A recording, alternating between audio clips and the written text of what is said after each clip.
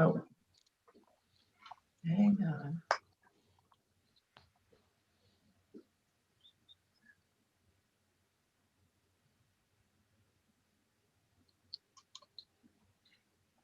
All right. All right, cool, thank you. All right, so we'll call to order the school board curriculum meeting for Tuesday, June 8th. And Monique, I think we have 3 things to cover off. We just want to get an update on the curriculum action plan, talk through the curriculum review schedule, and then if we have time, talk through the high school math curriculum as well. And if we do run out of time, maybe we can use the last couple of minutes to try and figure out another meeting that we can get in the calendar before the end of the year. Sure. It might be helpful if I shared my screen on the action plan, if that's all right. Perfect. Yep. And I will try not to make folks dizzy as a result of that.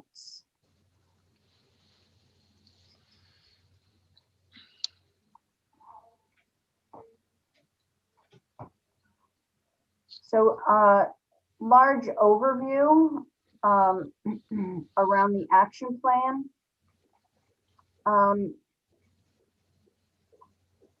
Most of the spring, March and April in particular, well, it was the end of mid-April when we got the news about state testing, and they were scurrying to get information out to districts. So this assessment and reporting coordination piece was most of April and May. It also pretty much commandeered the time of our instructional coaches that were available, mostly technology coaches, grades 3 through 12. Because there were 2 new assessment testing applications that had to be learned, set up, managed, and we're actually, I think the middle school today, the kids are taking the science MEA. And while it is the science is a pilot, we still are under that state requirement to do those tests, both the NWEA for literacy and math, but also the science as well.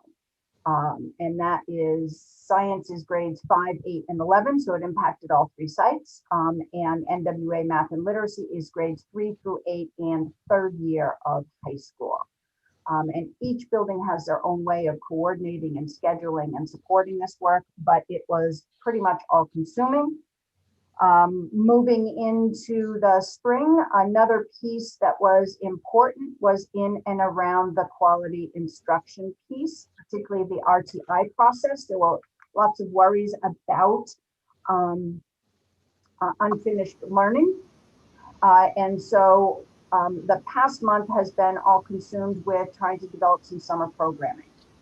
And so if you go down to that section, you'll notice that we do have, and I linked it in there for your information, we are going to be offering an elementary program for grades 1 through 5. We're going to be offering a middle school program, both are on site, and a high school on-site program. And I am in the process, I had 2 meetings yesterday with some math leaders who are interested in offering something remote, either through iReady or something. So I've got to write those up and get those pieces out. All our summer programming is by invitation only. And the middle school is a combination on-site and remote application. We've contracted with Ingenuity, an application called Courseware. Just got the welcome letter yesterday, and last night worked on setting up both Jake Brown, the assistant principal at the high school, and Jen Wood, who's going to be coordinating that at the high school, so we can get that launched. Those were the big pieces in the spring. Coming up right now is going to be getting ready for the ESSER application. That is those projects. As you know, our district-wide goal was in SEL, in ensuring safe and inclusive classrooms, learning environments. And so doing the project report, and I believe we have a June 17th meeting. I don't know why it says 21 here. I think it's a June 7th. Is it June 17th or 17th, I believe. School board meeting where we'll review that data. and look at our progress in the area of SEL, and then take a look at our academic progress as well. And then we'll start planning and presenting. We'll also present our initial thoughts for spending those federal funds for next year. That will be the next piece. And then, of course, there is the Monique, I'm sorry, I had a question. I don't know if I think when you share your screen, you might not be able to see the video, so I'm just going to shout if you don't mind. I was actually back on the last one related to the quality of instruction. That was for just the summer programs, right? Or will those programs extend through the fall next year as well? Well, we're leveraging that's a great question. I appreciate that question, because we have ESSA3 funds, 20% needs to be set aside for recovery learning purposes. And so we're using those federal funds to fund the summer programming. We will most likely be spending some of those funds throughout next year and again next summer. Next year, what that looks like, I'm not sure yet. I have to work with the building principals and the academic support staff. We've been looking at our data, and we know we have a literacy gap in some foundational reading skills. And so we are using a two-prong approach. First prong is interventions for students who have those gaps and building strong supports and targeted interventions. But the other part of that is we know we have a gap in our curriculum from the data. We had an inkling of this before the pandemic. The pandemic made it problematic in order to be able to address that. And so we are working on developing a solution for K5, a curriculum solution for K5, and I would say even middle school for next year to address that gap. Okay, thank you. The other piece is the technology piece and the technology coordination piece. As you may know, we did hire a district-wide library media specialist and technology specialist. She started in, late March, or, oh no, it was April. And I've been meeting with her weekly. She has been going through a process of learning all of our applications, both library and on the technology side, and learning how things are working. She's also working with the school librarians as well as with the technology coaches. We've been working side by side, and I've been doing a bit of a gradual release of responsibility so that she can pick up the bulk of the technology pieces. We've also contracted with Drummond Woodsum. They're providing a service, which is wonderful, great value for the dollar spent. And that dollar spent is about $1 per student, but they are going to be screening all of our software applications. I'm due to send a list. Elizabeth and I are going to send a list up to them.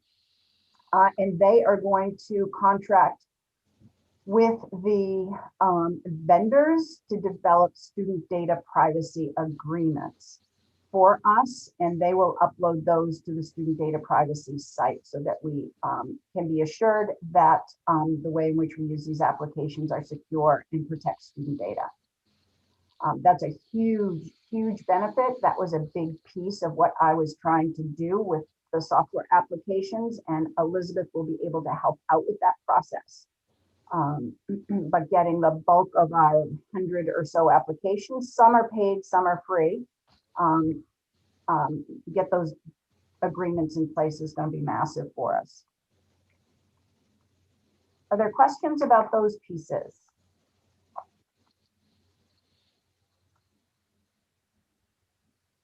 Okay, why don't we talk a little bit about the curriculum coordination piece.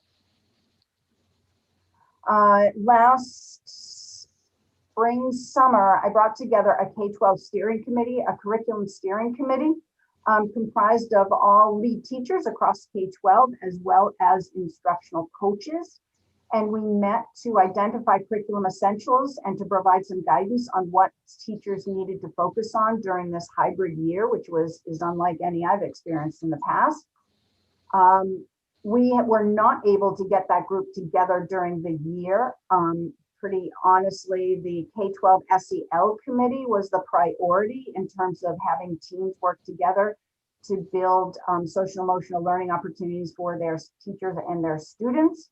I'm looking to bring that group back together again. At this point, most likely it will be, realistically speaking, it will be in August.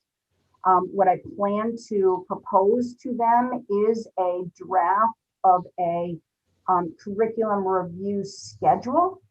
Over the years, it's depended on superintendents and their guidance. I've had superintendents who have insisted that every teacher be a part of some curriculum committee, K12, and they all ran simultaneously. I've also been used a curriculum model where we had a schedule that was dependent on years. So it took 8 years to do a full cycle. I've also been part of curriculum review processes, which was dependent upon the data. In other words, identifying the curriculum area that had the most need in terms of student impact and moved in that direction. The document that I use to track is called the curriculum, tracking curriculum priorities. And that sort of shows us our pathway. And it also is a bit of a historical record in terms of when things happened last. You'll notice that we're going into 5 years of deferring science and at least 3 years of deferring social studies. We have, and part of it is that, Flash was a big deal for us. We wanted to move forward with 612 ELA several years ago, but because our math curriculum in particular was so dependent on Flash and the updated copyrights, we had to switch gears to focus on updating the K-8 math curriculum. We did not have the capacity to address the 8 through 12. So pretty honestly, 8 through 12 for the Algebra 1, Geometry, Algebra 2, they relied on very few online resources this past year. So moving forward, my thinking is for next year that 612 ELA needs to be addressed. I met with the middle school earlier this year, and they agreed to take next year to look at that. I have not yet reached out to the high school on that. Science and social studies are badly needed for a review. One of the pieces that I want that committee to think about is, do we do a K-12 review in which at middle school and high school, the content areas are somewhat separated because of the course structure, but at K-5, because the teachers at K-5 teach everything, should we not do those together as a K-5 group? So that's going to be a decision point. We could look at doing science and social studies K-5, and we could be looking at 612 science and 612 social studies with opportunities to get together for some K-12 vertical articulation. Where language is in pretty good shape, we did a lot of that work the past 3 years.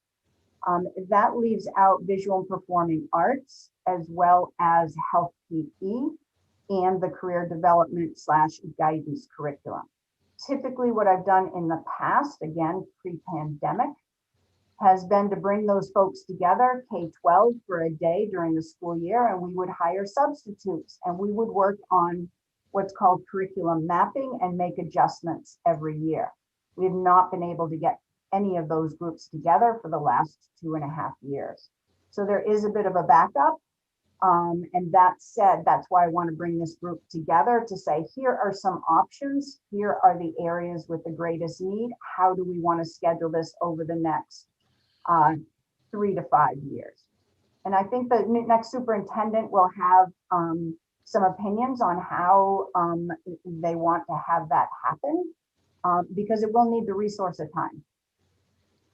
That's the challenge. In the summertime, it is volunteer, and that's problematic because some people cannot make it. We can offer that $25 additional pay rate by contract, but we may want to establish a curriculum steering committee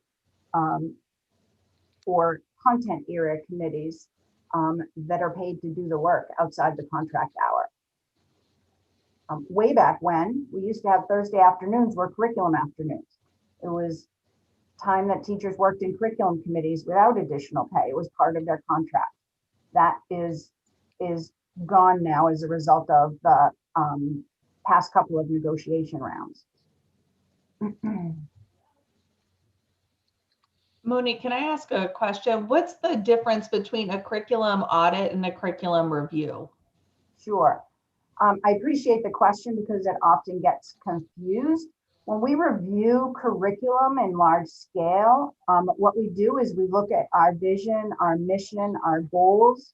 We look at the standards, the state standards. We identify the essential standards. We also evaluate where our curriculum materials are, and we evaluate that by getting feedback from teachers, from the student performance data, from the assessments, to say what are our strengths, what are our gaps, and do we need to look at new curriculum materials to move forward. So it really is looking at our vision, mission, goals, our standards for students and identifying those, our materials pieces, and then we begin to develop our units. And so the materials becomes, sometimes when we say curriculum review, people think it's just a materials review. It's not just a materials review, that is a component of it. When we talk about a curriculum audit, there are different models for curriculum audit. One is we can contract outside and have someone else come in and do an assessment of our curriculum as in its entirety. And they would give us a report on that in terms of what our strengths are and what our weaknesses are. Doing that internally, we can do that same audit, but a comprehensive curriculum audit, when you're talking about covering all 8 content areas across 12 years of schooling, that is a huge endeavor that would probably take at least a year. And there are outside organizations that do that.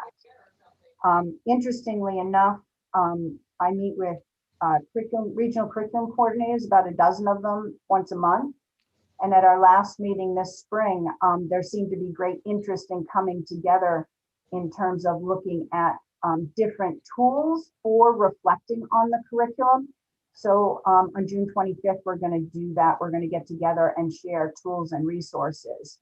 One of the things that area districts are looking for and will be of value to us is an equity audit. And that's where we look at our curriculum. Well, an equity audit is about more than just curriculum, but a curriculum equity audit. And in any curriculum audit, there usually is an equity component, but we're going to be looking at a variety of tools. So we're going to be building that resource, which I'm going to share with this. My plan is to share that with the Curriculum Steering Committee. Got it. Thanks for that. And so how often, if like I guess I'm looking really at these deferred years. So if we were operating to where we were doing this as often as expected, how often should we be reviewing curriculum? Is it every year, every 2 years? There are 2 answers to that. We should be doing a K12 in-depth review of one content area every year.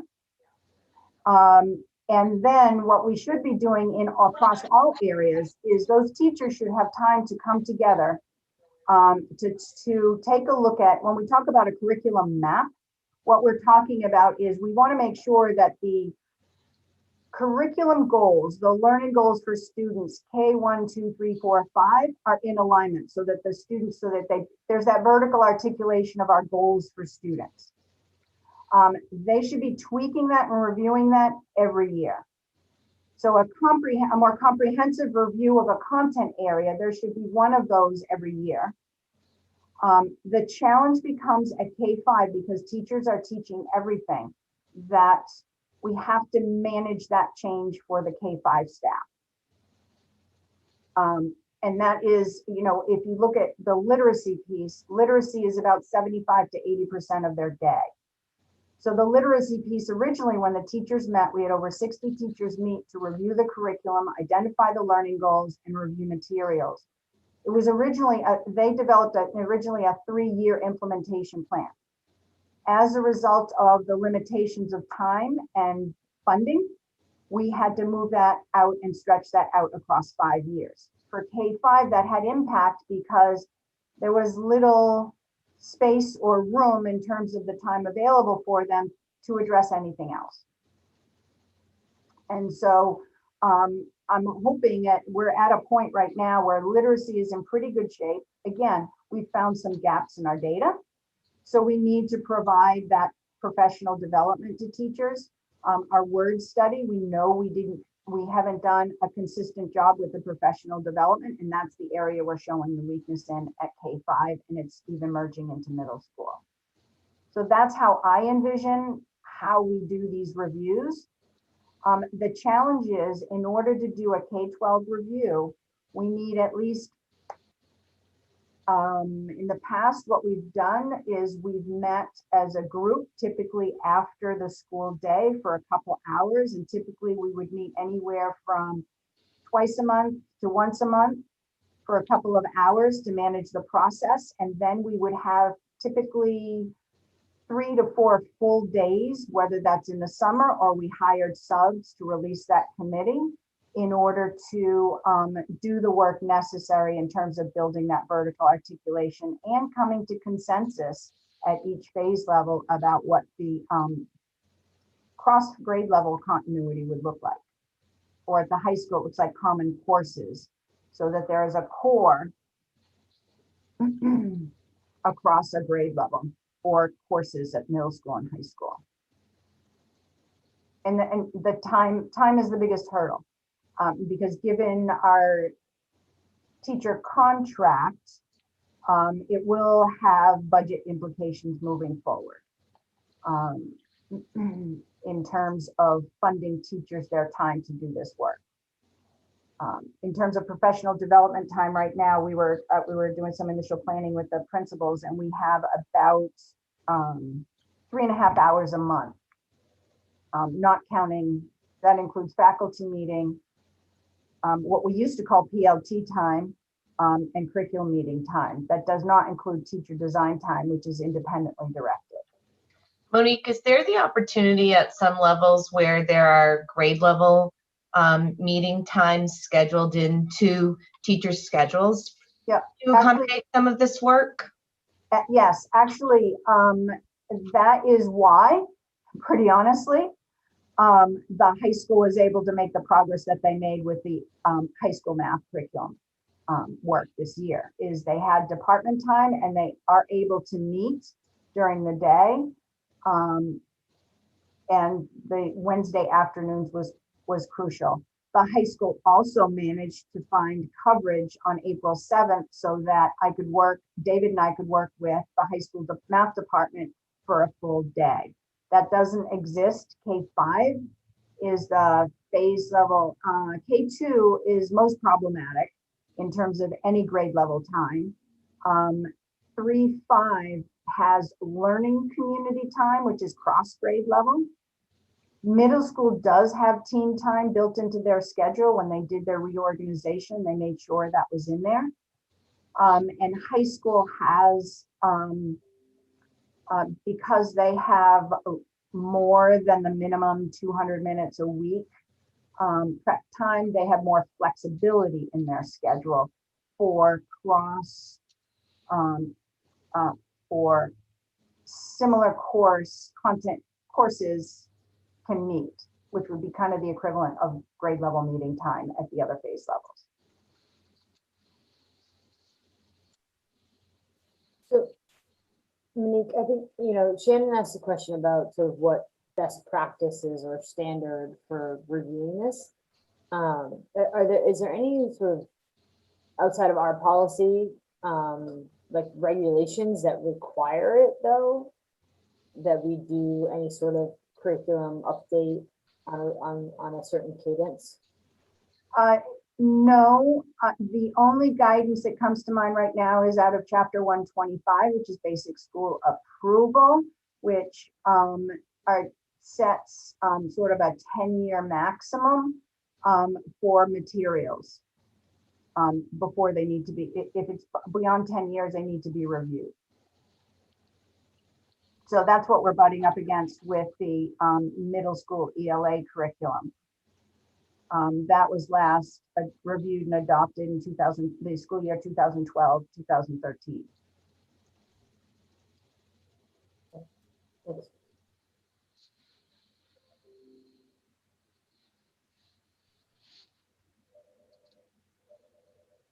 So when you're trying to, or when the principals and the teachers are trying to build in this time, how long does a review take?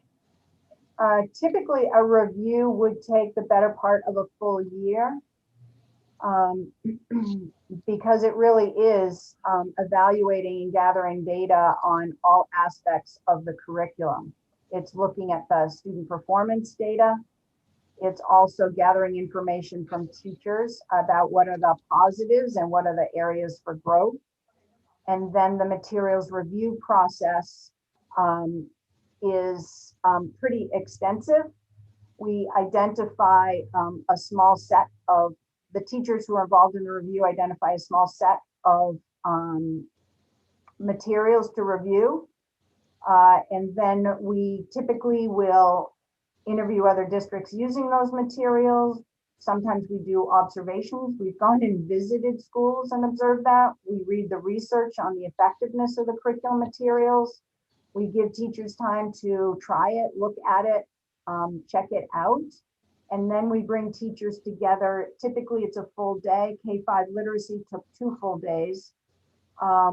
The teachers work in small groups and they look at the criteria and they look for evidence in the materials, and we rate those materials. I can show you the, for example, in the math, what we recently did. This first document is we identified the materials and then we set up a schedule. This is the agenda for that full day. Here's the list of materials we were looking to review. We have a rating form, and then they spent the day reviewing, discussing in small groups. The rating form, oops, this is just a, just to show you the extensive nature of the review of curriculum materials. We look at organization and structure, and there are different pieces that they look for, the sequencing of activities, and then they identify the evidence, the source, their notes, and they go through each of these looking at the materials. They look at reviews on the materials as well, but they also look at the pedagogical alignment from the teacher's perspective to the student's experiences. And then we talk about strengths and weaknesses of the materials. So here is what an actual review. This is what we compile when we compile the ratings.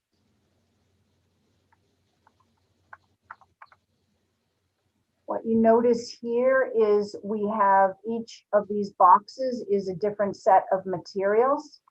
And T1, 2, 3, 4, we break the teachers into smaller groups to do the ratings so they can have lots of discussions. And they individually, as a small group, rate the materials against each of these parts of the process. And then we compile those ratings and we talk about strengths, we talk about concerns. We also, as a result of this, make recommendations. So for example, when the high school math was working on this on April 7th, they needed more time because the big ideas curriculum, they weren't able to get materials quite yet because it is relatively new. I think it's a 2021 or 2022 copyright. So they then scheduled some additional time during department meeting time to continue and finish up with the ratings and make a recommendation. We did make a recommendation for geometry for the CPM, but that's typically how we do the materials piece of it, especially when the materials are such an integral part of the curriculum process.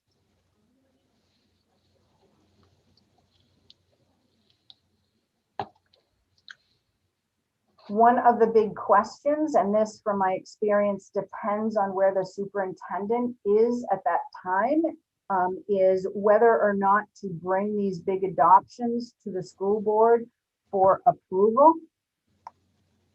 For cross phase level, grade level, large scale adoptions, I have done that in the past. We did that with literacy. We've done that with math. We have never done it with science or social studies or the other content areas because we don't look towards one large program. And then it would become, it becomes a much more cumbersome process because there's so many different pieces of curriculum materials. And that's a piece that is something I would ask that this group, no offense, Sandy, but the next superintendent consider to what extent does the board want to approve curriculum, including curriculum materials. So I did not bring the K5 math because that was an update. It was not a brand new set of materials. Our standards and learning goals remained the same.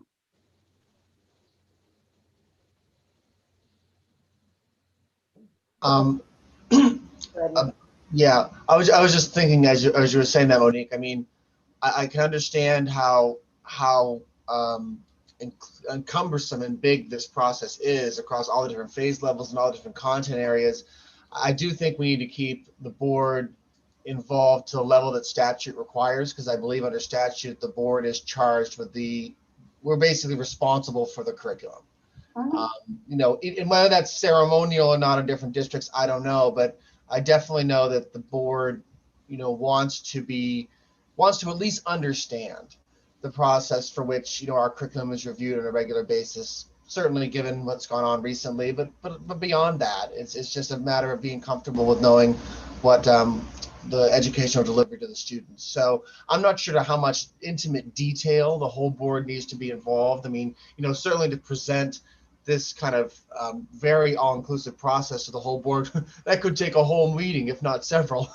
So, you know, I think that's something we should discuss as a committee is how do we bridge this level of depth with what the board can digest, given the other priorities that we have as a board. Yeah, I agree with that. I think cumbersome is a good word. Like, this is obviously very detailed, and Monique, you've been doing this for so long that, you know, you have a really good handle on it. I think we would benefit from like a very brief summary, like a one slide something, right, that shows like this is our process, this is our curriculum review process, and where we're at with each one. And obviously, you know, we've deferred in some areas over the last couple of years, and that's fine. There's justification for that, and there's detail as to why that is. But I think Nick's right. Like, I personally don't feel like we need to go and approve all of the changes. But as long as we know that there is a process and that process is being followed, and who is involved in that process, and like we're, you know, maybe advising on some of that, then personally I would be comfortable at that level. But I think, you know, it's something that we can, you know, maybe the three of us, Nick and Shannon, can have another conversation about at a later date, and then bring that to the board for recommendation. Could you repeat that, Sarah? I didn't. Repeat the last bit? Yeah, I missed the piece before, and bring that recommendation to the board. Yeah, I was just saying that Nick and Shannon, maybe we could get together as a group and discuss what we recommend as a committee, and then bring that to the board. Yep. Sure, I'm happy to simplify this so it's a one slide that might make more sense than all this detail, because there is a lot of detail to the process, but I'm happy to provide a summary slide of that.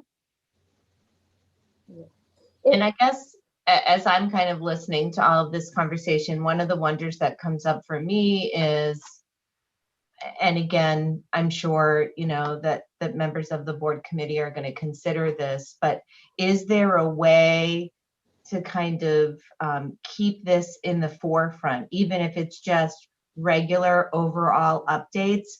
Because curriculum really drives everything that we do in our district. And so if we're not hearing about curriculum, or we're not talking about curriculum in public facing settings, then I think that does open us up to lots of questions about how decisions are getting made or what's being worked on and so on. Yeah, I agree. I think there's a need to make it more visible, but it has to be more accessible, right? Because I mean, this is like, my mind is like kind of old. Like, I don't even know what questions to ask, right? Because it's kind of, it's so detailed, which is great. And I think that, you know, huge kudos to you, Monique, for having that much detail. But for the layman person like myself, it's really hard to kind of process it because it's so detailed. But I think, Diane, you know, that's a good point, and quite frankly, you know, should be a regular update as part of our meetings. And so I think, Monique, you were saying, I haven't seen the agenda. I don't even know if you guys have worked through it yet for our next June meeting. Is the plan to have a curriculum update on the agenda for our next meeting? Did you say that, Monique, earlier? Not a curriculum update, but our ESSA grant, our federal funds, Title I, Title II, Title IV.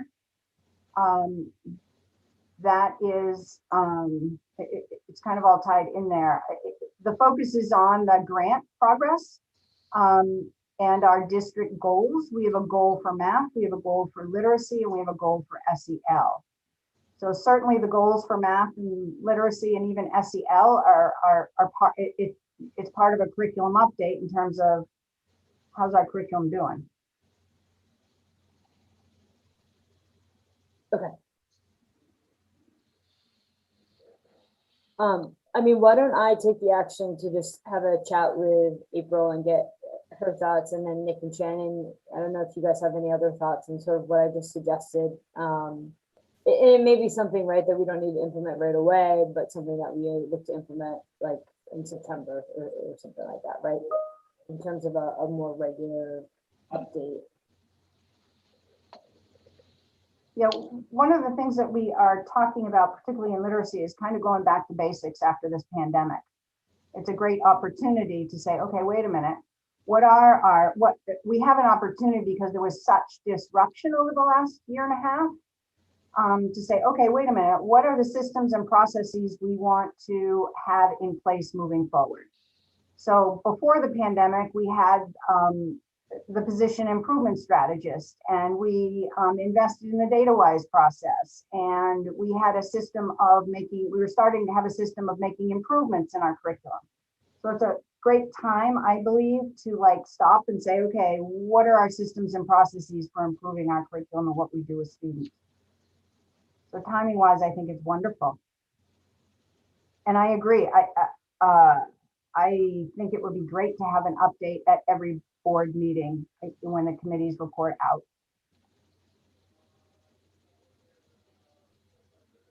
Yep. Okay.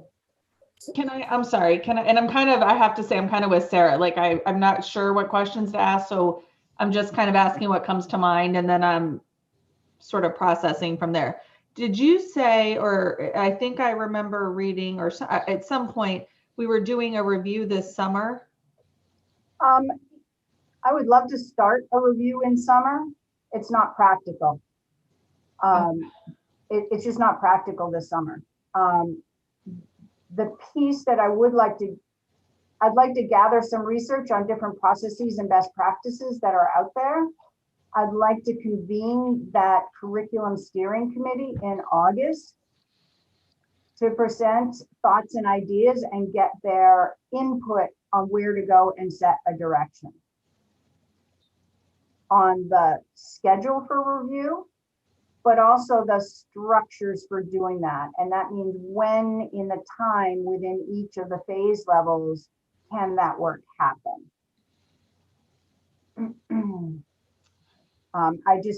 in looking at the summer and what is in front of us, I just don't think it's practical, and I can't do curriculum without teachers.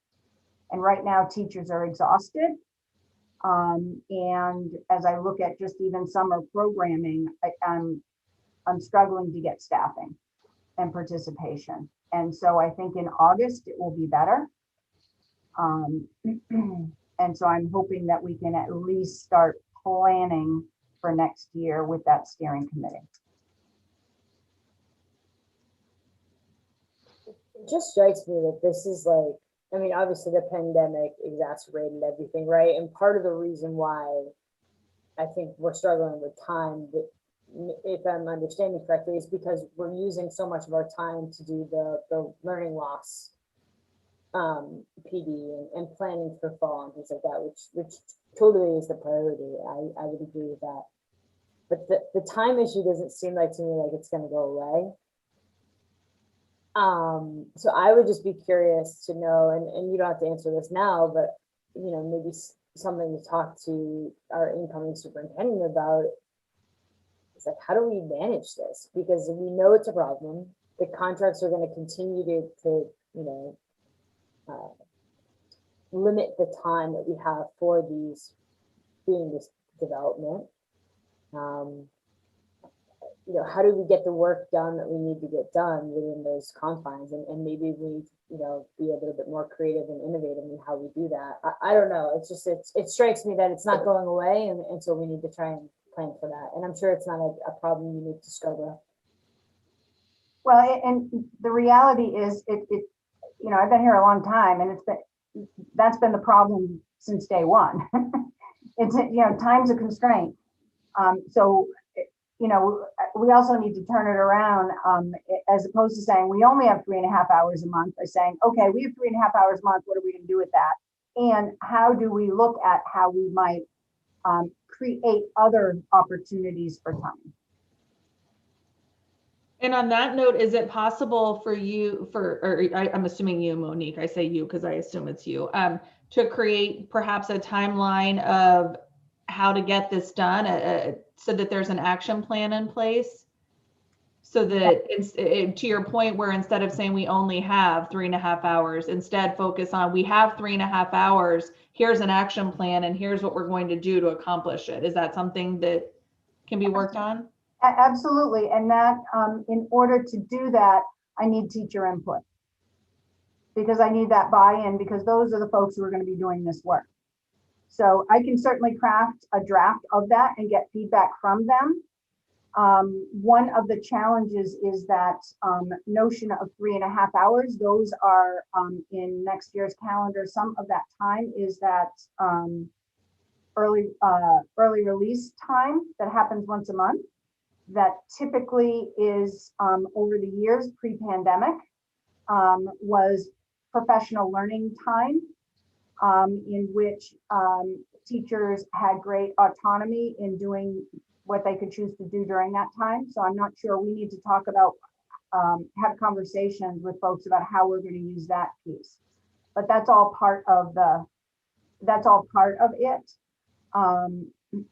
And yeah, I can think of other opportunities for time as well. It will just, in honoring the teacher contract, will mean funding their time outside of contract hours, or leveraging those lead teachers who do have a stipend to help offset that time outside their contract hours. Yeah, and I think that was kind of one of the things I was leaning for too. I mean, I think that there's ways that we can probably, you know, innovate and streamline our process to make more use of the time. But you know, if we're saying this is a priority and to get this done, we need to budget a little bit more money to pay our teachers to do it, then like, let's have that conversation, because it's important. So.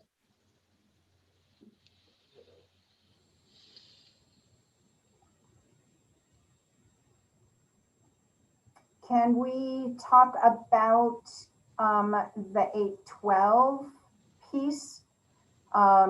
One of the pieces that the department has asked me is to see how quickly I can get materials to them. They wanted them last week.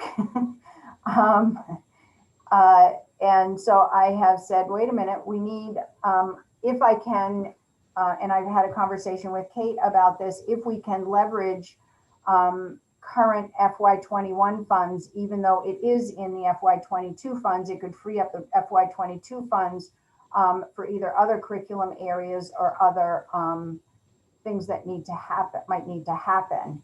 And so we're also working on, actually, David just invited me to a Google Meet Thursday morning to talk about professional development for this summer moving forward.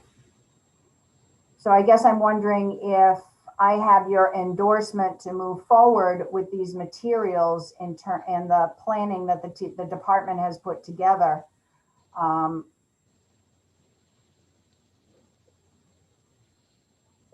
Can you just remind me, this is we didn't go with the flash update, right? Which has limited our ability to teach the math curriculum. And so the funds that you're suggesting that we use, just pull forward from what's budgeted for next year, the remainder of this year, so that we can start the training early. Is that ultimately the? Yeah, they have gone through a pretty extensive review process of materials. The materials they're recommending are solid materials. They are even recommending a problem-based approach for their geometry course. If you recall, Algebra 1, then Geometry, then Algebra 2. And they're recommending Big Ideas, which is, you probably remember, or maybe you don't remember, the name Larson is pretty much a pretty solid author, has written math books for years and years and years. And then the geometry solution is College Preparatory Math, which is a problem-based approach to geometry rather than all those proofs, if you recall. So we're looking to be able to move forward with those in terms of professional development and purchasing the materials this spring. So I guess I'm wondering, do we have your endorsement to do that? Can we move forward with that? Or is that something that you would feel more comfortable bringing to the board?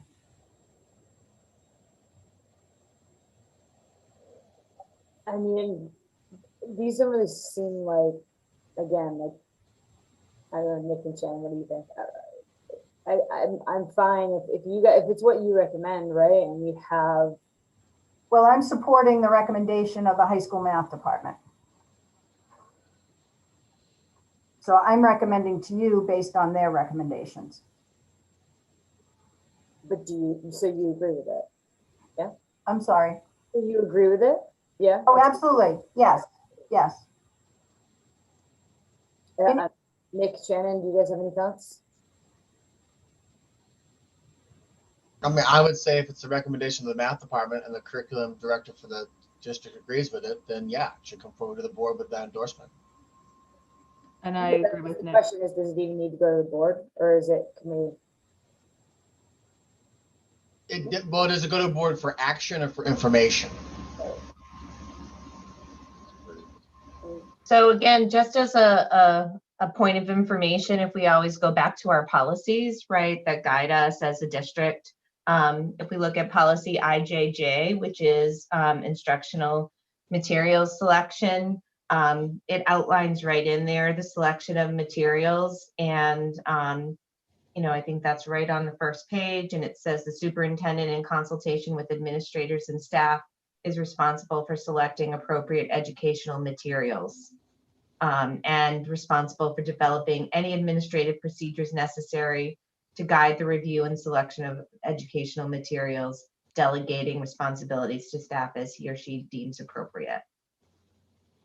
And then it says the superintendent is expected to keep the board informed about educational materials purchased for the school department. So I don't know if that kind of frames things a little better. So this should come to the board as informational then. Mm-hmm. It sounds like to me. Yeah. I would say from that perspective, that's fine if it's what you recommend. If it's what the math leadership is recommending, it's what you recommend, and then Sandy, if it's what you recommend, then I don't see any issue with why the board wouldn't support that. So yeah, it's more information. I think if there are budgetary implications, then that'll come to us at the point when, if there's like a transfer that we need to do to some extent, then that'll come to us at that point. But it doesn't sound like there's any issues there because we're just kind of reallocating existing funds. But if Kate wants to raise that with me or with the finance committee, we can have that conversation, but it sounds like we should be okay.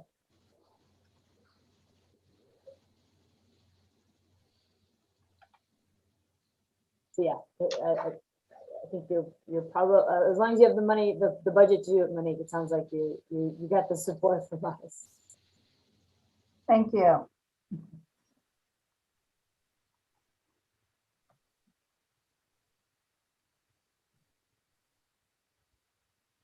Cool. Was there anything else that you wanted to review? I think we got through it all. No, I feel like you were looking for a glass of water of information, and I just blasted a fire hose at you. You feel that glass of water. My apologies for the overload of information. I'll work on a sort of one slide and try to simplify the curriculum process pieces.